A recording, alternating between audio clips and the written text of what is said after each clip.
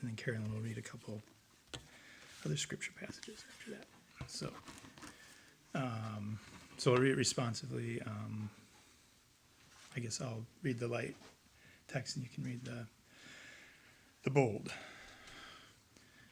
Anyone who is joined to Christ is a new creation. The old is gone, the new has come. All this is done by God, who reconciled us through Christ, Changing us from enemies into friends, and giving us the rectitude of reconciling others also. Our message is that God was making the world friends through Christ. God did not keep an account of their sins and has given us the message of reconciliation. Here we are then, speaking for Christ, as though God were making an appeal through us. We plead on Christ's behalf. Let God reconcile us.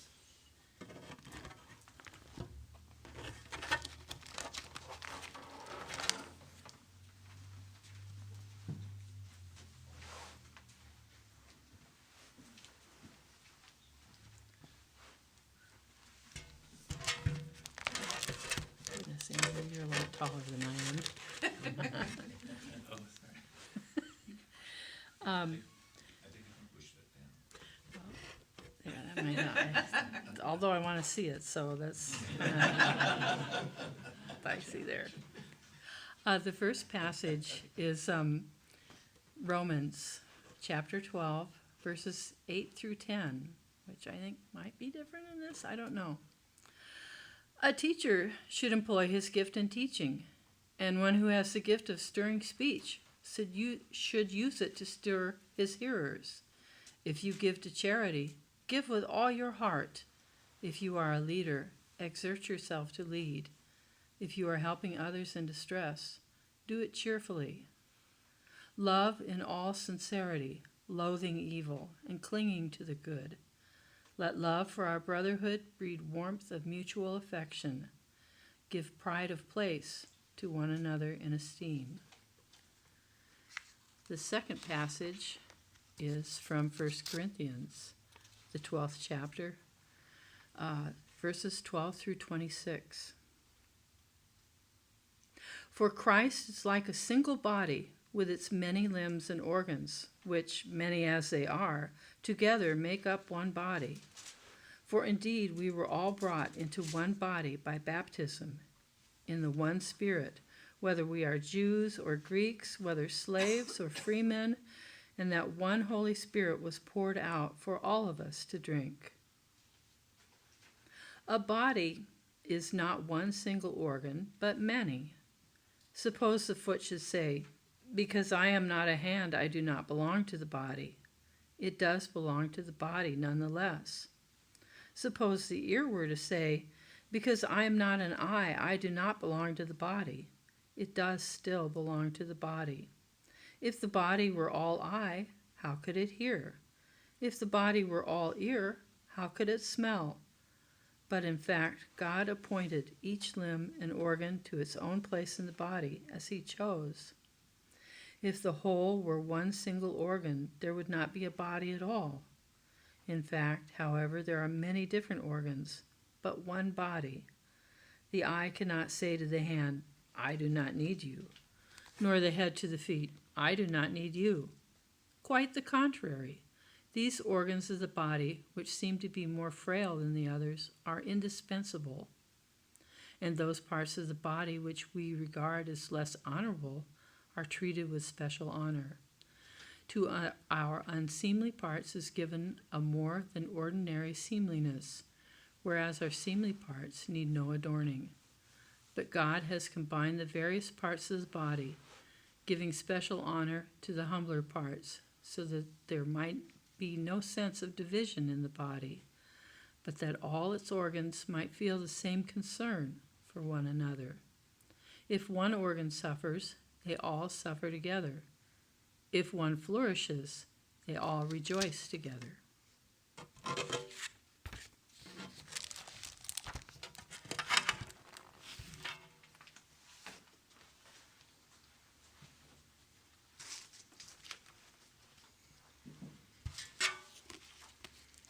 So I think some of you may have figured out I'm very nervous about talking about this topic. And part of the nervousness is that even though I'm a psychologist and I need to do this in my practice, that doesn't mean that it's easy for me either. So a lot of this stuff, I want you to know that I am talking to myself just as much as anybody else. I come from a background that, in my family, we basically didn't do conflict. Very, very little. I saw my parents argue basically over one topic, which was when my mom would go shopping and spend too much money. That is the only topic I ever heard them argue about. So between that kind of background and sort of this underlying message that being Christian meant you had to be nice and please everybody, and of course I was a good oldest child and tried my hardest to do all that stuff, so this is not easy for me either, and it's easier in my role as a therapist than it is in my personal life. So I think almost anybody in a helping profession has told me it's so much easier to try to help other people than to do it in your own life. So I come to you very humbly, and I also tell you that these things that I put together, you guys all know me. I love to read. I read and read and read, and so there are resources on the back of that packet that I gave you that are the ones that I pulled together to try to come up with these different steps or guidelines, however you want to talk about it.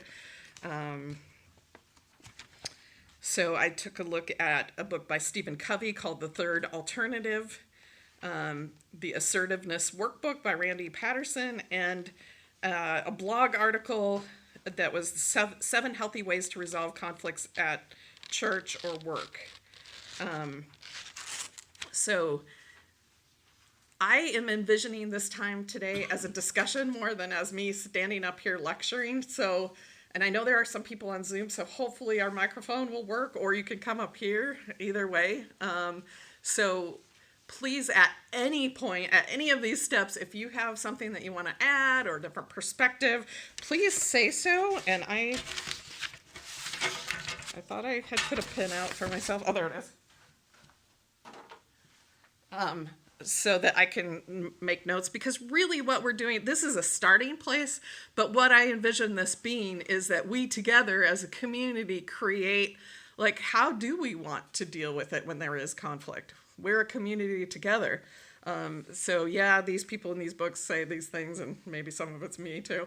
But as a community, we need to decide, how do we want to handle it when there's conflict or disagreements? So I will start off just reading the first, but like I said, at any point, jump up, ask for the microphone, or come up here, either one.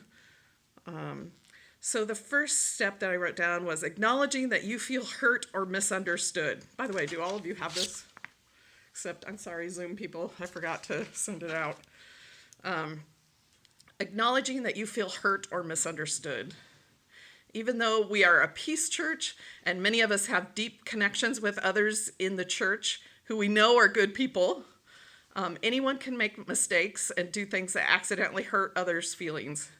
It's okay to admit to yourself that you feel hurt. For some people, that might not be an issue at all. It's really easy to admit that you've been hurt. And then for other people, that might be a struggle to be yeah, sometimes something that somebody said did hurt my feelings, or I felt put down in some way, and to be able to stop and acknowledge our feelings about it. The second one is to decide if the hurt or misunderstanding needs to be addressed, or if it's something that you can be comfortable letting it go. That the first paragraph under this is more from that assertiveness book. The second paragraph is more what I talk to clients about when I'm in my professional role. So the assertiveness book talked about how important is this situation to you? Evaluating, if you've been hurt by something, is it an important thing to you? Is it not that important? Where is it on that scale? are you getting hooked into something that's kind of a trigger for you, or being obsessive about something, like asking yourself some questions about yourself? Some minor issues can be made into a big issue if you make it into one, or you can communicate your preference and then let go of the attempt to change that person.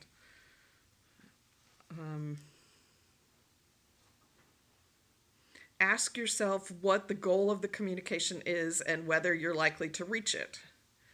If you find yourself fighting battles that you can't win, then maybe that's about your desire to control the other person. And in this assertiveness book, they say multiple times, assertiveness is about controlling your own behavior, not somebody else's. So, but like having a voice, being able to speak, it's not about like, by being assertive, I'm going to make you be different. It's about me being able to have a voice and understand what I think and feel, and be able to communicate, have a voice.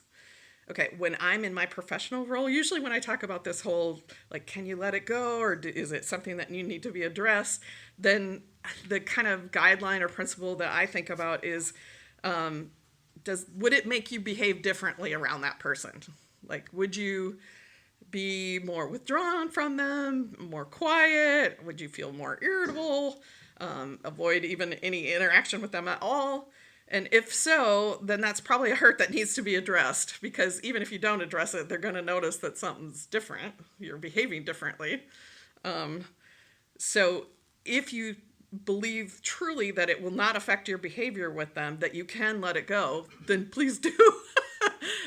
Like, I think if we addressed every single feeling we had, that would be too burdensome. But if there are things that you can, that you honestly could say, either, it might be like, I think that person just had a bad day, or, they maybe just misspoke, or something like that, where you can let it go and you honestly will not take it personally enough that it affects your behavior, then that's okay to let it go. You don't have to address absolutely everything. But then, if you have decided that a hurt or misunderstanding does need to be addressed, this is number 3, go direct. Talk to the person instead of about them. You're welcome at any point in this process to let the pastor, elder, board member know that you're embarking on this journey, so that the leadership might be able to have prayer support for your process if you feel like you want that or need that. This is not an easy one to do. It sounds very straightforward, right? But it's probably the most important. Right. Exactly. I don't know. Carolyn said, but it's probably the most important. Ken was trying to get it out to the people, on Zoom, like this forum that you have, so that they could follow along. I don't think I put it anywhere you could get to it, did I? I think it was in an email. Oh, way long time ago. Yeah, that's true. I'll try again. Yeah. Okay. I'm trying to.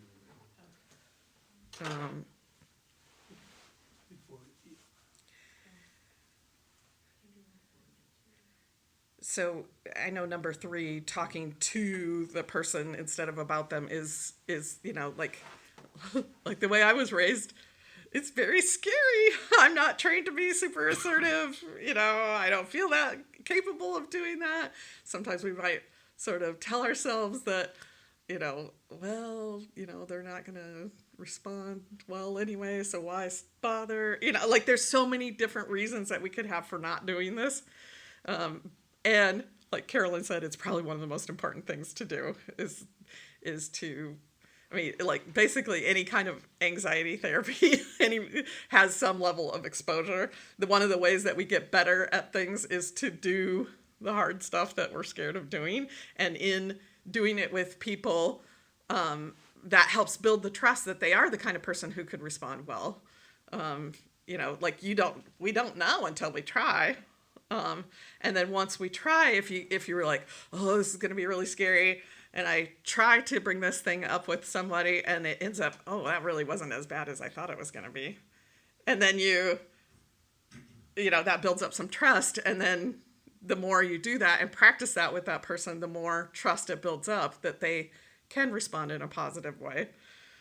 I see this with some couples that they're really fearful about bringing things up, and then they start to trust each other more as they practice saying some of the, putting a little bit more out there, put a little bit more out there, and then see how the other person responds. It's a slow trust building process. Did somebody? Can I interject? Yes. Well, this always comes to my mind. When we put ourselves into situations or get put into situations where we have to do this kind of hard work, I find it very helpful to, ask the question, why? Why am I doing all this? What is you brought that up a minute ago, what is the purpose? What is the desired outcome? Does this, if I don't do this, will this negatively affect my relationships? I feel like one of the places that of the conflicts that I'm aware of has gotten stuck is it becomes about whose perception and whose interpretation is right, which will keep us stuck. And if the goal is for one person to be right and the other person to be wrong, that needs to be clear versus having everybody's best interest in mind and the interest of the body, to grow in reconciliation in this case. So it's a long way to say that it's important to know why we're doing this and what the desired outcome is. Just wanted to emphasize that point.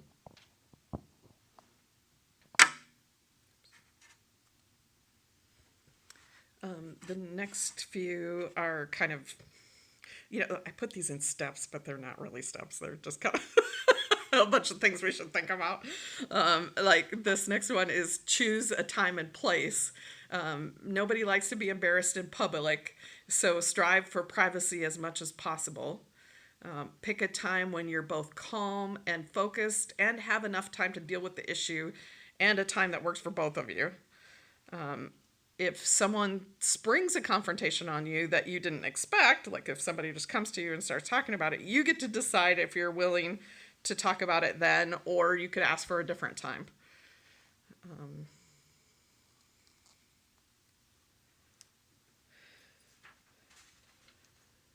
Number 5 is believing the best about others, giving people the benefit of the doubt. They might not realize how they're coming across. Believing the best can help you address the issue without ruining the relationship. Like, I'm not sure you're aware of this. This behavior came across like this and left me feeling like this, and I just wanted you to know. Many times they had no idea that they were coming across negatively.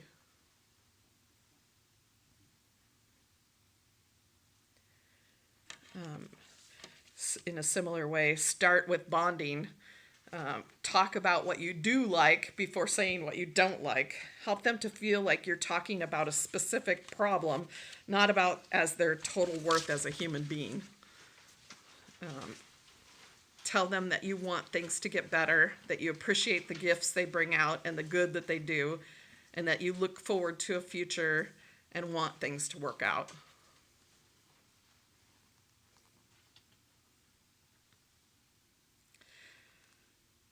So number 7 is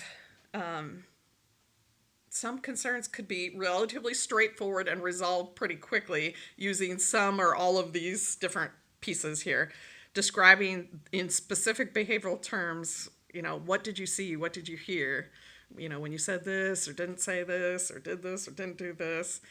And then you could either skip right to I felt blah, blah, blah, or you could go to my brain interpreted that to mean, or I assumed this meant. This is the story that we're telling ourselves in our heads, which we all have interpretations of different things that people do based on things that have happened to us in childhood, in other relationships, in whatever. We all have our filters. And so we tell ourselves certain stories that may or may not be accurate at all. So that's a way of acknowledging that that you have a way of interpreting this that might be right, it might not. And then getting to what do you want? Is there something that they could do to help? Is there something different that you want them to do next time? And sometimes if you just use those pieces, then the issue's done. You know, you talk through it. That's all you really needed. Then there are things that are a little more complicated. And if you've already tried that kind of approach and need to have a deeper conversation, then Stephen Covey has all these like a lot deeper things. So he has a step he calls I See Myself, where you're looking inward and trying to see yourself as a real person, like with all your complexity, not just a representative of your side of this issue, whatever that is. You're not defined by something outside of yourself. So like if I'm saying that I'm a certain political affiliation, that doesn't mean that I necessarily believe everything that political orientation would, like I'm an individual. And then number 9, ask yourself the following questions. What is my story? How does my history, beliefs, attitudes left over from how I was raised affect how I'm interpreting this and the story I'm telling myself about what happened? Do I need to change the script? Change what I'm telling myself, the story I'm telling myself. B, where might I have some blind spots about myself? And so, some of the asking yourself these questions might be sitting down with a piece of paper and journaling through, like, what do I think when I ask myself this question, or talking through it with a trusted person. How has cultural programming influenced my thinking? What are my real motives? Are my assumptions accurate? Are there ways that they could be incomplete? Am I contributing to an outcome that I really want? So I think that kind of goes back to what Paul was saying. Like, are we clear about what we want to have happen? And is what I'm about to do or say going to contribute to that outcome? Or is it actually going to be the opposite and take us further from that outcome?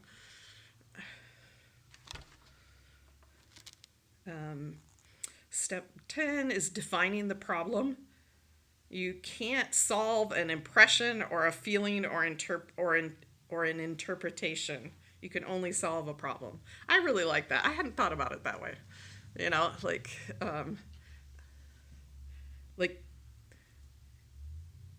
You can't solve what's going on in my head. We can only solve a particular behavior that's hurtful. Like, it's not my thoughts or feelings that can get solved or resolved. It's like I'm asking you to do a certain thing, and then that might lead to that, or it might not. Is the issue clearly defined? If not, you may need to reword it so it's focused on the issue, not your reaction to it. If you're still not sure, you can brainstorm about any possible factor that may have contributed to your impression. Then choose one aspect of the problem that you're going to try to address, that you want to focus your attention on. Find the symbolic value. What does the conflict or difficulty symbolize to you? Your reaction, including your distress, may be due more to what you think the situation symbolizes than to what's really going on. Again, this kind of gets to the story we're telling ourselves. Most of the time, our symbolic value has much to do with our own minds and our own history as it does with the current situation. So like sometimes with couples, like the reaction to something is like, yes, it's about what happened, but it's also like really bigger than what happened. And every time that happens, you kind of go like, there could be something else underneath here. Like, is there something that this is triggering, something that from the past that's going on, where yes, there's truth to, this is a concern now, but it's also something left over from some other time. What could it mean to you that this is happening? What are you afraid it might mean? How certain are you that your interpretation is correct? What's the evidence? I would add now, looking at this, what's the evidence of the opposite? Because it's always good to challenge our thoughts and try to think of the opposite of what we're telling ourselves. Dealing with the actual situation is usually easier than dealing with the symbolic. If you choose to work on symbolic value, invite a discussion rather than confronting. Check your assumptions with the person. For example, I'm concerned that you're not returning my calls because I've offended you in some way. Could that be true? My brain is interpreting the behavior this way. Is that what you meant?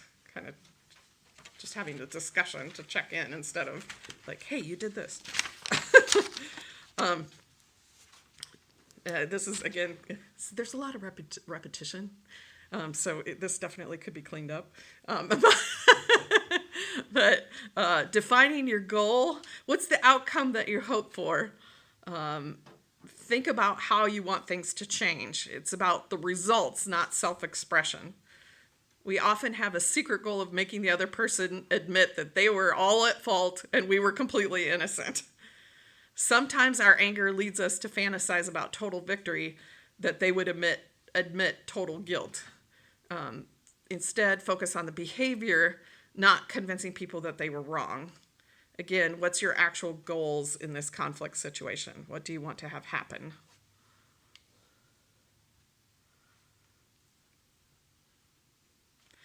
Identify your part in the unsatisfying interaction. It's almost never 100% one person's fault. Thinking that you're not a part of the problem is often the problem. Did you not say what you wanted? Did you give in when you didn't really want to? Did you volunteer for things and then feel overwhelmed and resentful? What do you need to change that contributes to this situation? Ask yourself what it's like to be on the other side of me. That's a hard one.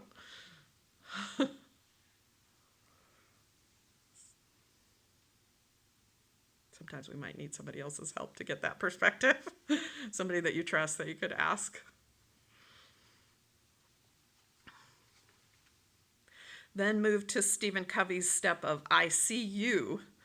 Reflect on the following questions. Do you see the other as an actual individual, not just a representative of their side? Can you see them with genuine respect and acknowledge their strengths, talents, and worth? Can we give them credit for their good behaviors while also acknowledging that the behavior that hurt? The I seek you out step would be the part where you're actually setting aside a time to get together. So the I see myself and I see you is the work that you do on your own, like through journaling or talking to somebody or whatever. And then the I seek you out step is the actual part where you set aside you set up a time to get together and talk to the person about it. This includes asking the person if they would be willing to do reflective listening or talking stick communication. I think we all have some experience with this. Reflective listening is basically where someone's saying a piece of their concern, trying to keep it short enough that somebody else could reflect back, and the other person basically says the same thing back to them. And sometimes you can actually even use the exact same words. That's okay. At least you are reflecting back and they know you heard. Or you can kind of change it a little bit, put it into slightly different terms, and reflect that back to the person and say that back to see if that's the general gist of what they were saying or not. And then talking stick, I know we've used in meetings where we have an actual object, and the only person who's allowed to talk is the one that has the talking stick or whatever the object is. And again, it's usually helpful to have somebody reflecting back as well. Covey describes this as the person, I'm talking and I already had it written down. Covey describes this as the person who has the talking stick speaks until they're satisfied that they've been understood. The other or others are not allowed to make their points, to agree or disagree. All they may do is attempt to understand and then articulate that understanding by paraphrasing the content and reflecting back the emotions that they heard. Okay, so the content of what they're saying plus the emotions. I hear you saying blah, blah, blah, and it seems like you feel this. As soon as you feel understood, then it's your obligation to pass the talking stick to the next person. You listen, restate, and empathize until they feel understood. Understanding does not mean agreeing. It just means that to be able to see with the other person's eyes, heart, mind, and spirit. This is Stephen Covey's language. Take responsibility. Use I messages. Avoid blaming your emotions or actions on the other person's behavior. Just describe them. We each choose to react in a certain way.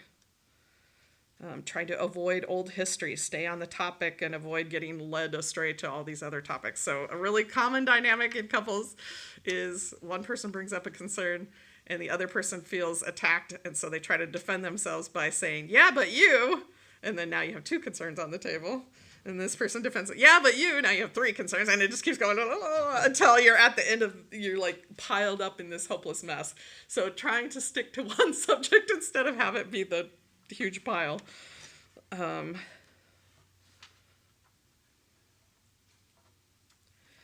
Number 18, avoiding absolute statements. Like, oh, but you always do this, you never do this. Listen and use reflection of the content and emotion. I already had that. I don't know why I put that again. Yes, emphasize. Only after all parties have felt heard do we move on to the problem solving, or what Covey calls the I synergize with you portion. And you're trying to find common ground, paying attention to what's going well, trying to understand people's motives, even if, what are they trying to do, even if it's not coming across. You might find that you have the same motives, but a different means of achieving them. Try to acknowledge the truth in what the other person is saying.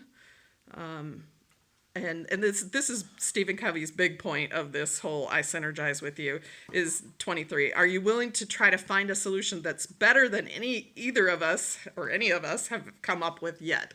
So it's not like I win or you win. It's what can we come up with that's better than either of us thought of that would actually help both of us feel joyful or feel like hopeful, or what would better look like?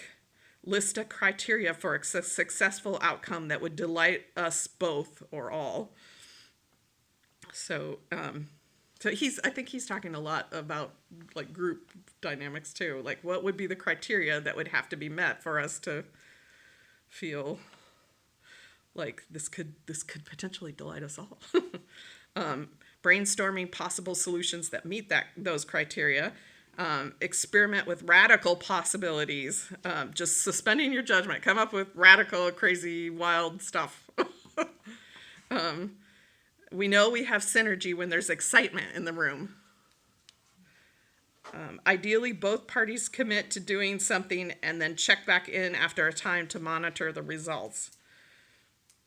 If exploring the above in depth, the concern is still not resolved, bring in 2 or 3 other people to help ensure that both or all parties are indeed practicing reflective listening, clarifying interpretations, and identifying a clear alternative behavior.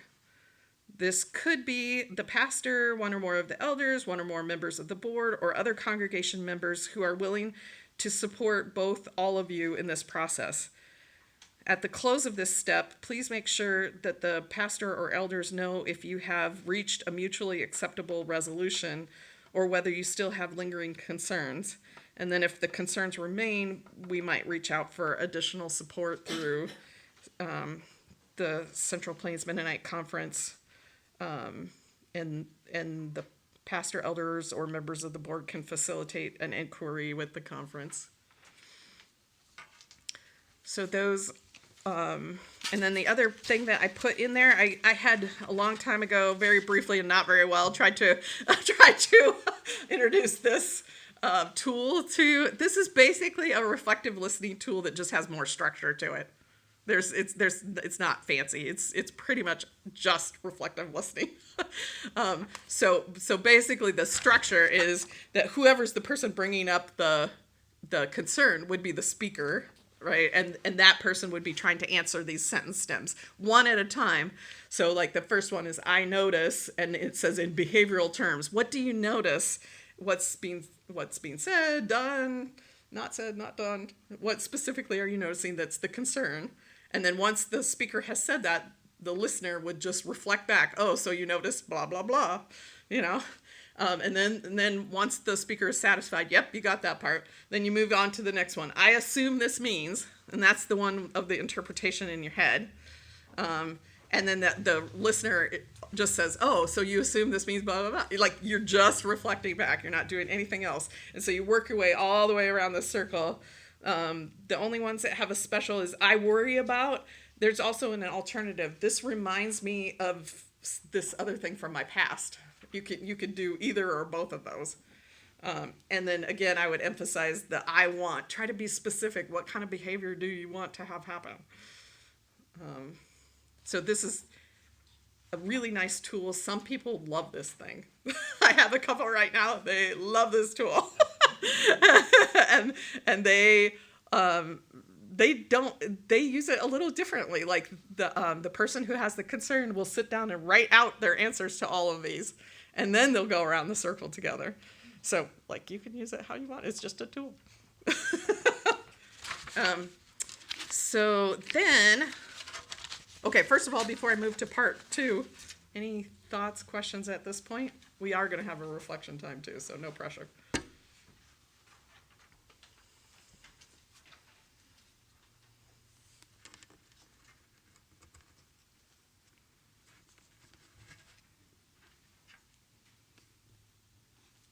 Okay, so I also wanted to introduce you to this resource because I just think it's so good. It's a book I ran across called Sweet Fruit from the Bitter Tree, 61 Stories of Creative and Compassionate Ways Out of Conflict. So basically, this guy, Mark Andreas, has collected all these stories into one book, and some of them are from other stories. In fact, I think possibly one of the other places he's collected them might be a Mennonite-based book, because I think there's a Mennonite book that's kind of like this. It's all these stories of people creatively responding to some kind of crisis or conflict. And so I thought, you know, having these intellectual steps is one thing, but hearing a story of how people apply these creative ways of conflict, like the more ways that we can hear it and the more ways that it can sink deeper, we hear it, and then we also obviously have to practice pieces too. But sometimes in order for things to sink from our heads to our hearts, it takes a little more repetition and hearing it different ways. So I was just going to read the first one to you in this to give you a flavor. And the stories are really varied. Anything from just like an interpersonal kind of thing to like somebody breaking into your house to war. Like, I mean, there's a really broad category of stories. So the first one is called Opening the Door. A 20-year prison sentence is not a short amount of time to be locked up. I was at a small reunion with my brother George and his wife Anne. Anne's cousin Jeremy was the reason for the gathering. When he was very young, for whatever reason, he had decided to participate in an armed robbery and had gotten himself arrested and sent to one of those chain gang type prisons down south. He had been there for some 14 to 15 years of his full sentence. Now he was finally eligible for parole, but he needed a sponsor to live with, so my brother and his wife decided they'd vouch for him and provide him a place to live. George and Anne had gone down to meet Jeremy at the prison, and they'd flown him back to their home. Anne's sister and her husband had also flown in for the mini reunion, wanting to be there to welcome Jeremy out of prison. Jeremy was average height, a little on the thin side, but muscular with salt and pepper hair. The second night after he arrived home with George and Anne, we were all deciding what to do, and Jeremy said he wanted to go see some hippies. It was the mid-70s now, and I remember thinking, wow, he's been in prison a long time if he's never seen any hippies. We went downtown to a popular bar, and he was just amazed to see how people dressed. Bell-bottoms, beads, tie-dye, leather vests, leather wristbands, and headbands. He commented on the strange music, but most of all, he couldn't believe how many guys wore their hair long. It was then that Jeremy said something to one of the hippie guys there. The guy said something back which all of us took to be innocuous. His response was a little sarcastic, but nothing mean-spirited. Well, Jeremy took it the wrong way, and he got this grim, mean look on his face. As we found a table, Jeremy started muttering things like, I should teach that MF a lesson. I could kick his ass.